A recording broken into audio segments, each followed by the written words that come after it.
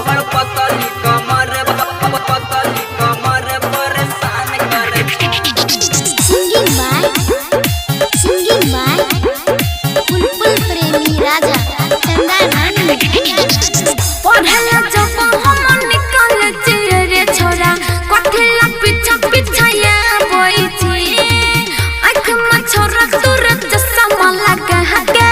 हमरा तुकिया फुसला बोइची छोरी हटावा के लालिया हरण करे छ तोहर पतली कमर परेशान करे छ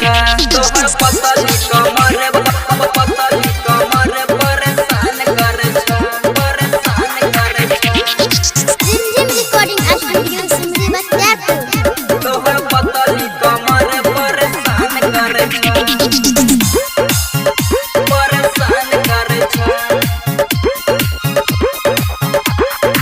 झूठे के हमारा सताबो छी बेकार रे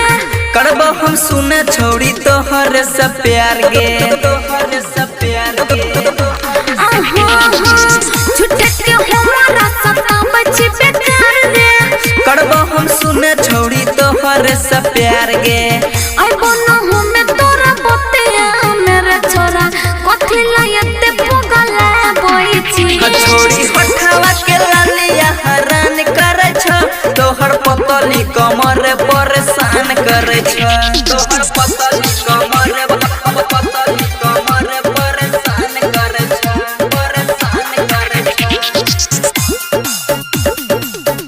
तोहर पतली कमर परेशान करे छ सिंगिंग बाय बुलबुल प्रेमी राजा चंदा नानी एनने करे न त पापा से पिटोइबा भले हो जे तो कुछो दुल्हन बनाइबा एनने करे न त पापा से पिटोइबा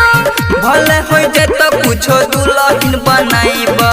बकर बोरा बोलै छी रे छोरा हमरा तू को हंसा उठा बोइची छोरी हटावा के लालिया हरान करे छ तोहर पतली कमर परेशान करे छ तोहर पतली कमर